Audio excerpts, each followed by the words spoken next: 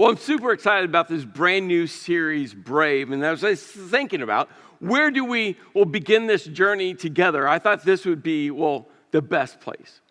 You have, and I have, a circle of relationships. All different types of relationships, or different longevity attached to relationships, different depths of relationships. I mean, we all get this. And the commonality in all of our circle of relationships is, you, me.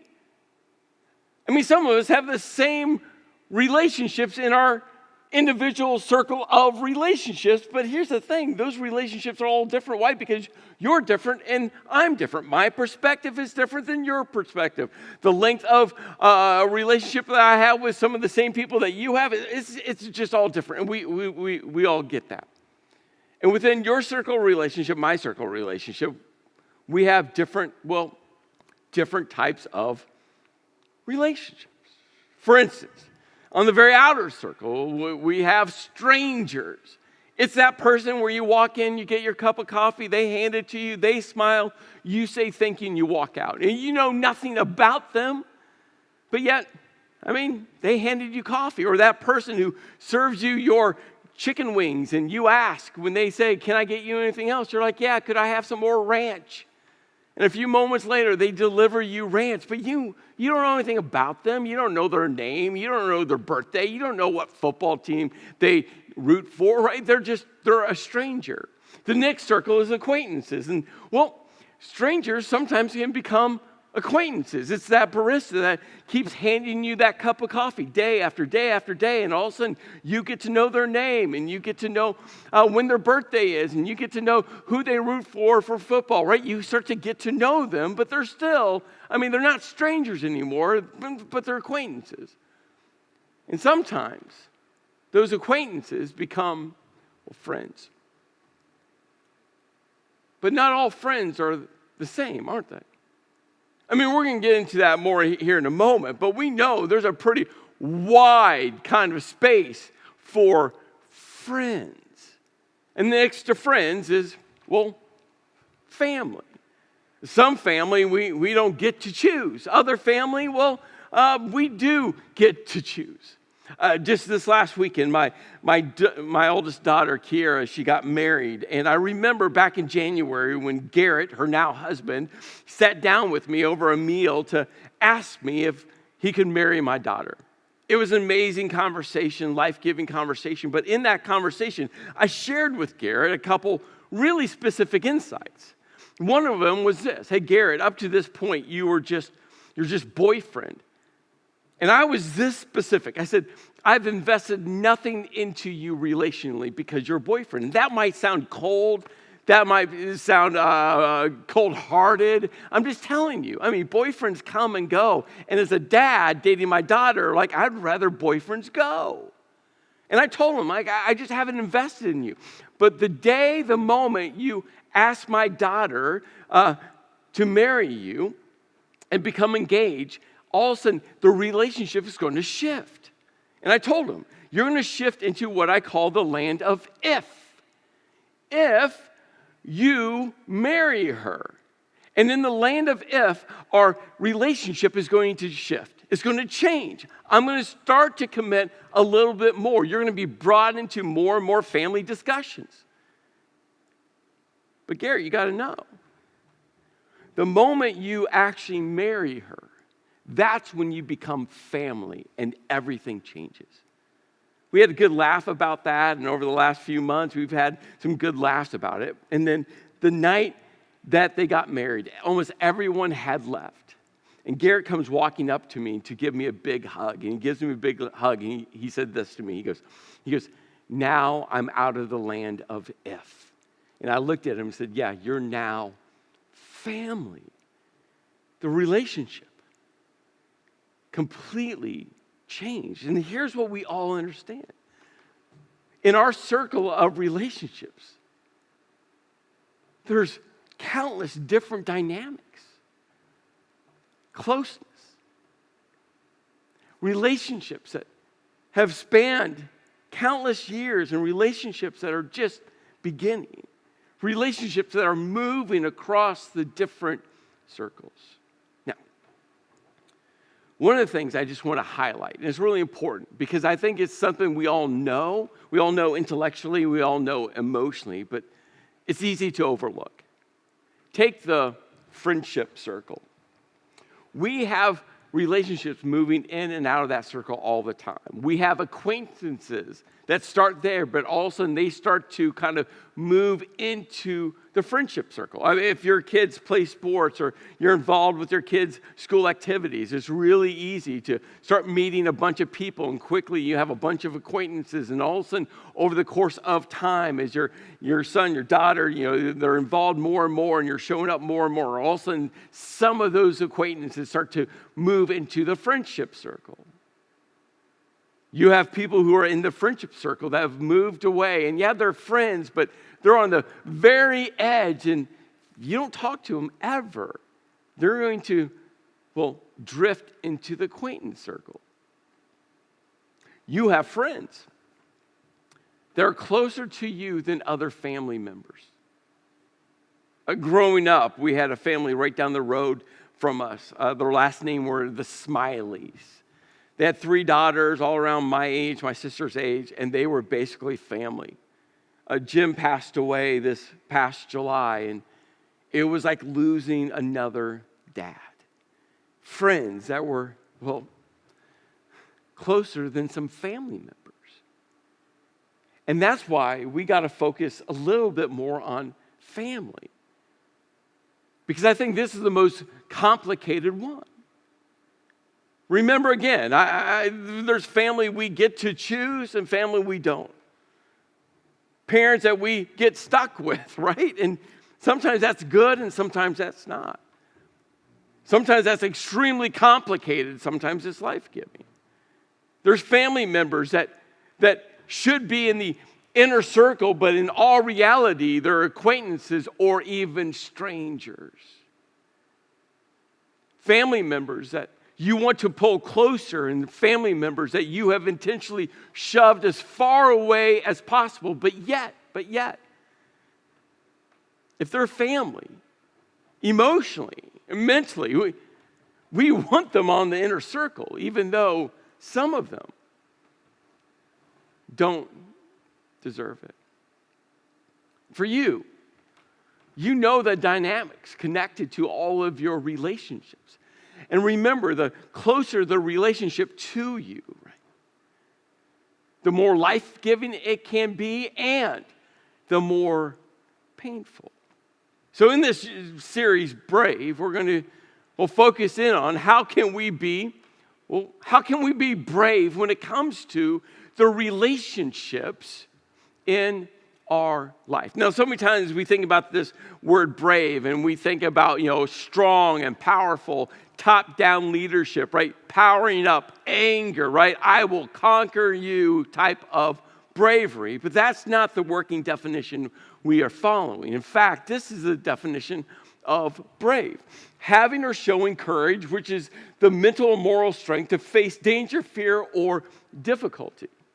Having or showing.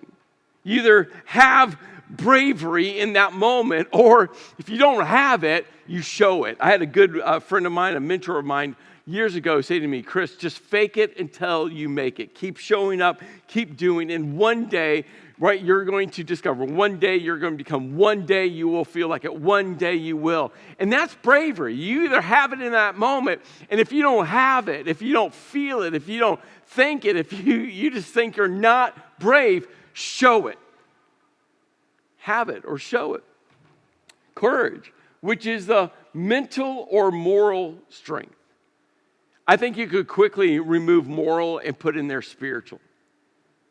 But notice it doesn't say emotional strength. I say over and over again, just because you feel it doesn't mean it's real. Our feelings lie to us. Our feelings deceive us. Our feelings lead us down a destructive path all the time. So many times, we as human beings make so many feeling-based decisions that lead us to more hurt, to more pain. And that's why our mental decisions and our moral, or better yet, spiritual That's why the question, what does love look like, should be guiding all of this. To face.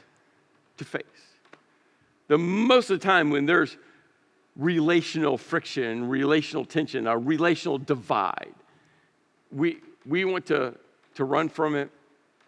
We want to look over it. We want to ignore it. I mean, there's so many things we do. But it takes bravery, it takes courage to face it because, well, it just won't go away by itself. To face danger, fear, or difficulty. Now, I want to highlight danger for a moment. I mean, if you're in a relational dangerous situation, I just want you to say, I want you to hear me say, you got to get to safety.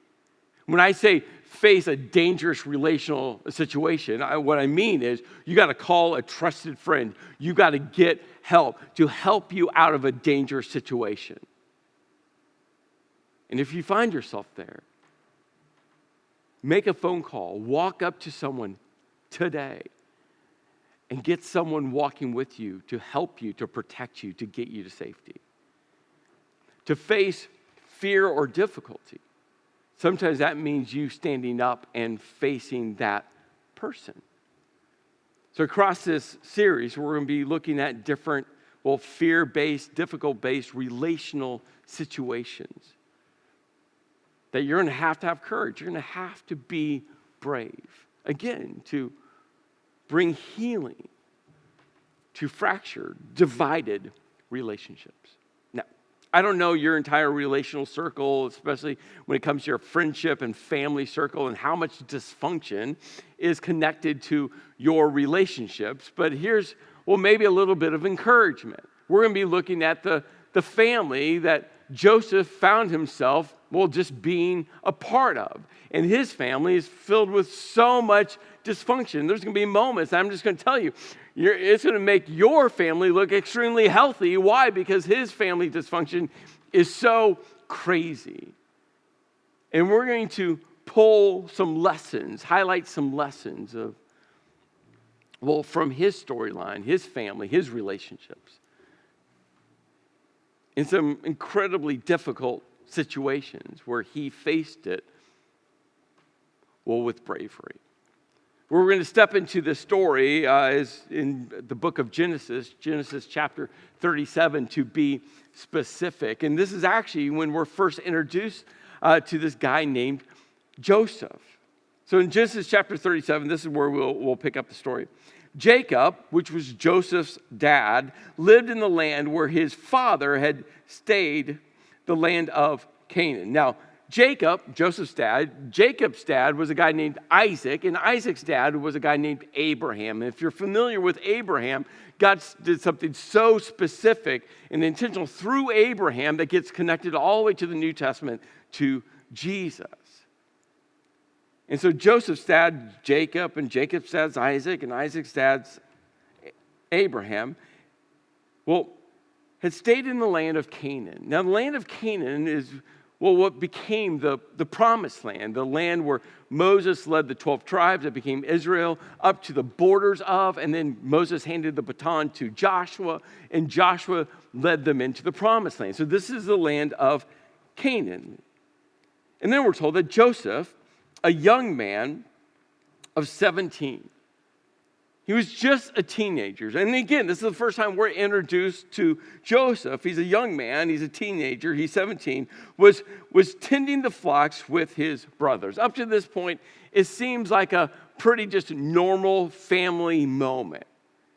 But I've already told you, I let you in on the secret. This is an extremely dysfunctional, unhealthy family. And that's going to be revealed immediately.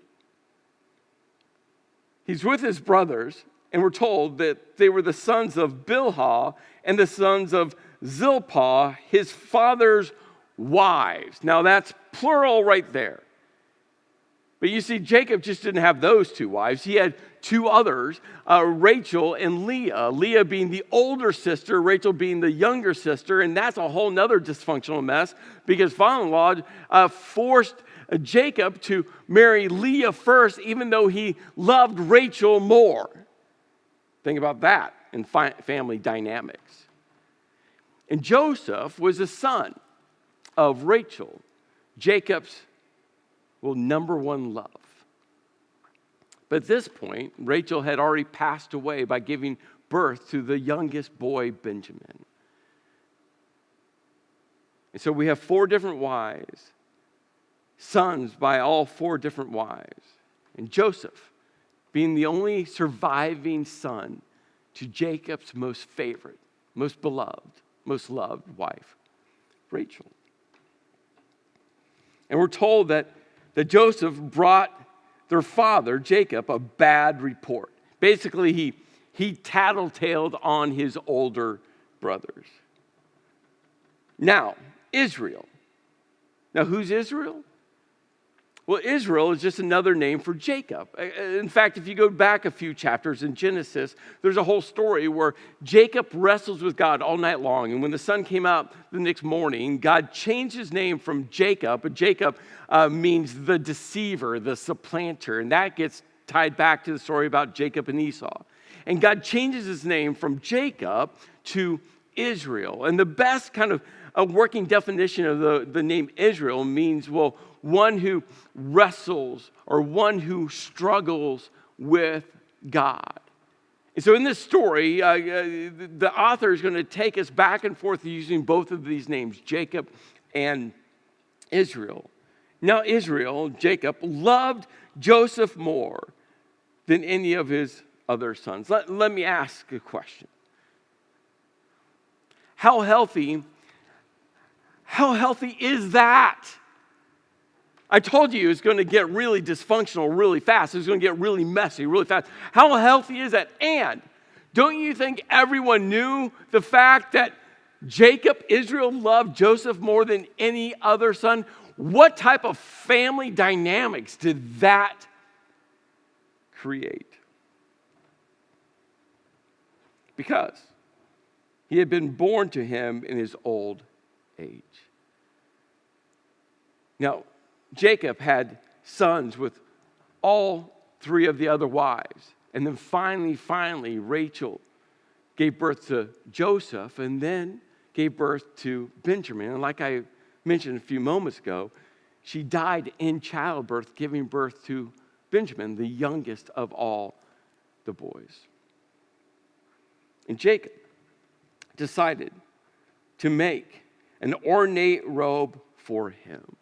A vibrant, colorful robe, and he handed it to Joseph, the one who he loved the most. And when his brothers saw that their father loved him more than any of them, they hated him and could not speak a kind word to him. I think about the intensity of this moment. They all knew that Jacob loved Joseph more, but on this day, they saw it with their eyes. That day when all of a sudden Joseph shows up with his vibrant coat, telling everyone that Dad made it, Dad gave it to me, Dad handed it to me, when they saw it, it's one thing to kind of know it, and we get this in our relationships. We have this sense about it, and we're pretty sure we're right about what's going on relationally. But when we see the text messages, when we see the search history, when we see the relationship, when we see what's really going on, right? When it all comes out into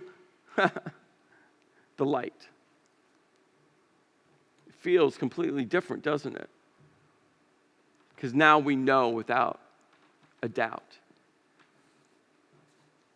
For the brothers, they always knew that Jacob loved Joseph more. But on that day, in that moment, that coat verified for them what they always had discerned.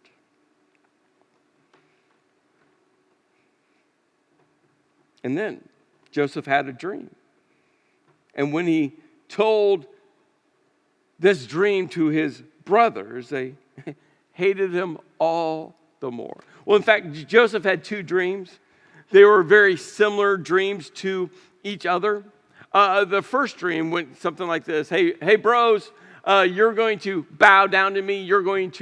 I'm going to rule over you. You're going to be subservient to me. And when his brothers heard this dream, they literally looked at Joseph and said, do you intend to reign over us? Will you actually rule us?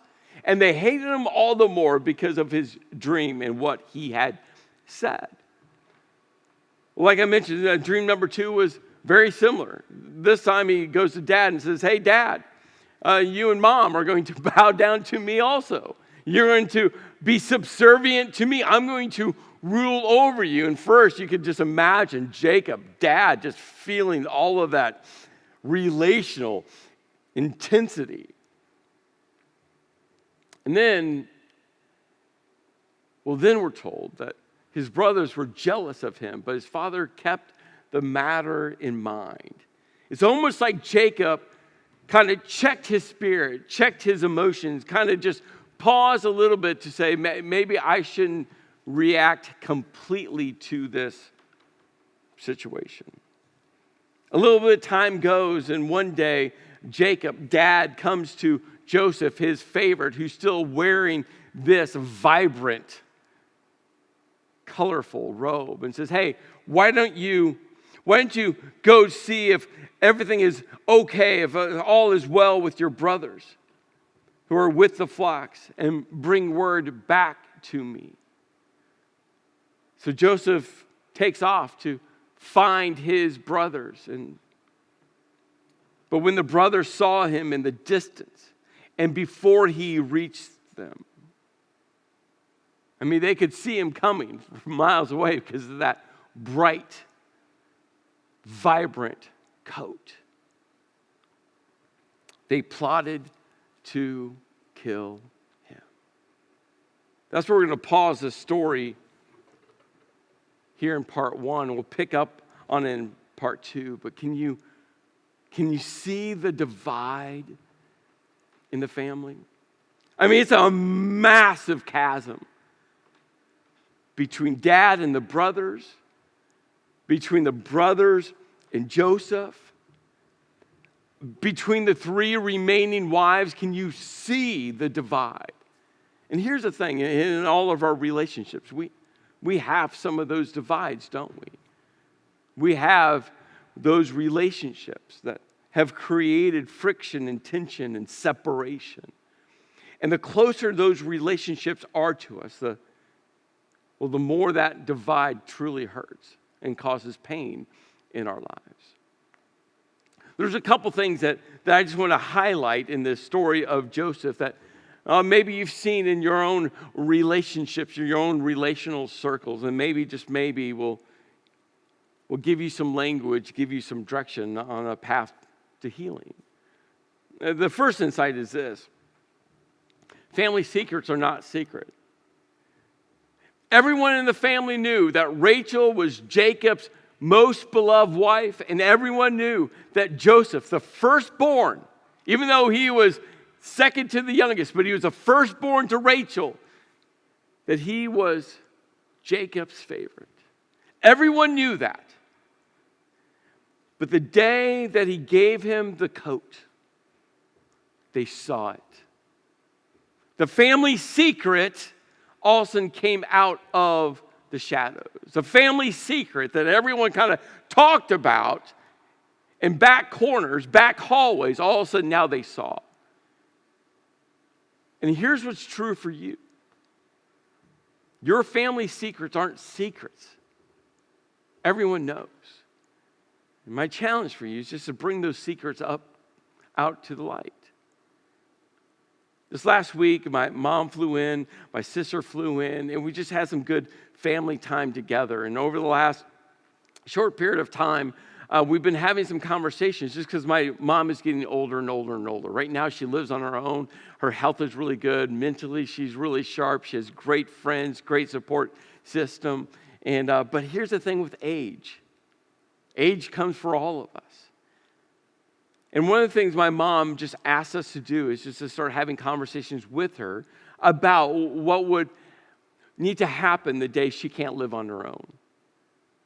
Well, with both of them being here and all of the wedding insanity, we didn't have time for the 3 of us to sit down to have that conversation. But I had a moment with my sister where I looked at my sister and said, hey, Michelle, you and I are going to have a conversation with Mom about where she's going to live, what this is going to look like one day.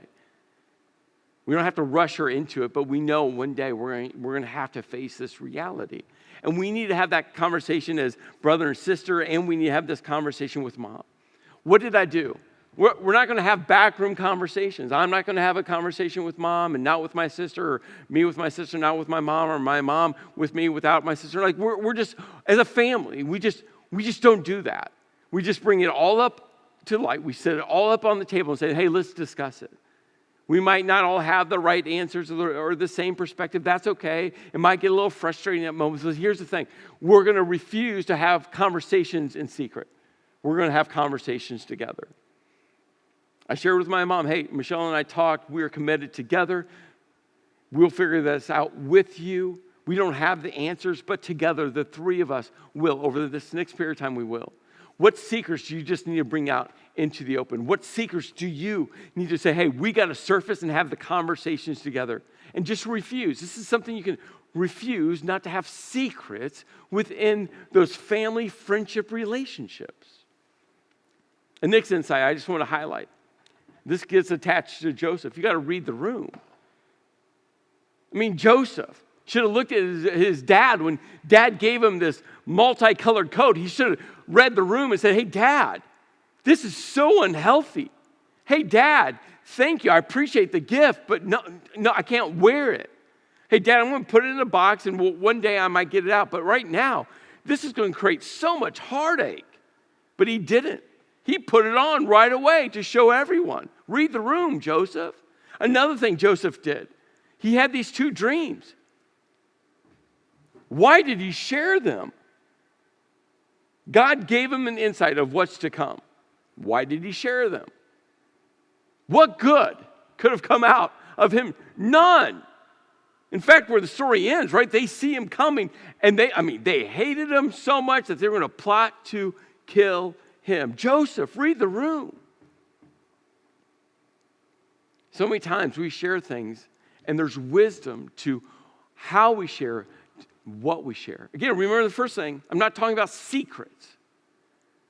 But what I'm saying is there's wisdom within our relationships. And sometimes we're like, you know what, how I share something, when I share something, the timing in which I share something, the information, how I position that information in a healthy way, because I understand that, you know what, how I say what I say matters. Got to read the room. Got to read the room.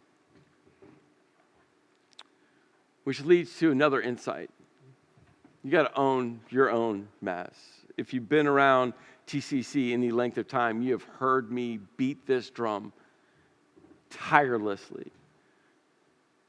You can only own you. I interact with people all the time, and they have spent so much effort blaming everyone else, pointing fingers at everyone else. And I keep bringing people back to, no. But what can you own? What do you have to own? You. Because we can't change anyone else. We can't. We spend so much time trying to change everyone else, pointing fingers at everyone else, blaming everyone else, right? Pointing out everyone else's flaws, their mess. And at the end of the day, we can't change them. All we can do is own our own mess. What mess relationally do you need to own? Own all of it. Your percentage, own 100%. What do you need to own within your family? What mess have you created? I mean, Jacob had to own his own mess. 4 wives, kids with all 4. And Jacob chose one to love more than everyone else. And it created a mess. Now, when it comes to the divide, one of the number one kind of forks in the road relationally that happens when there's a divide relationally, whether this is family divide, friendship divide, whatever the relationship is, whenever there's tension, whenever there is friction, whenever there's a chasm relationally, usually people go down one of 2 paths. They either bury it or they explode it. And let me ask you, growing up, which one happened in your family? That one is probably the one you do to this day. You either shove it down, you dig a big hole, you bury all that emotion, you bury all the secrets, you bury everything, you cover it over and just ignore that it happened. But here's the thing, everyone knows it happened. And guess what? Emotionally, it is wreaking havoc within you because you can't bury it. Or you explode it. Verbally, you start tossing grenades. It's Joseph putting on that coat. What did he expect to happen? He exploded the situation. So across this series, we're going to look at some very specific areas that happen to create divides in all of our relationships. And my prayer is that there's some healing that can happen within you, within those specific relationships. In fact, we're going to look at 5 very specific areas that divide relationships. Family relationships, marriages, parenting, best friends, co-workers, all of that. My prayer is that there's healing that comes into those relationships for you. But remember, it's going to take unyielding courage in the face of unimaginable pain to bring healing. Are you going to be brave? Are you going to be brave?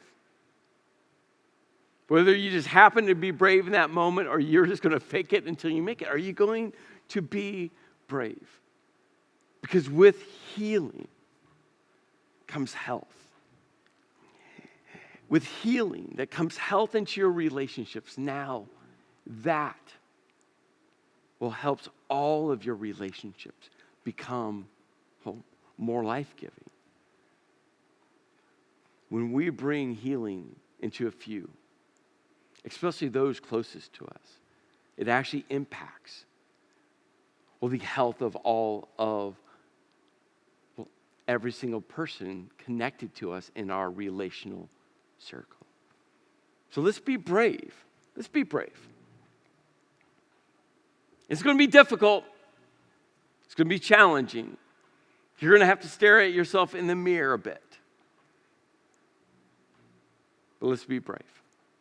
Let's be brave. And experience the healing that God desires for us to experience in our relationships. Let's pray. Lord, that's what I pray for in this journey together. We'll learn from Joseph, learn from that dysfunctional family, that, Lord, we'll apply, we'll put into action what we have to own so we can experience your grace, your mercy within us, within our relationships. In your name I pray. Amen.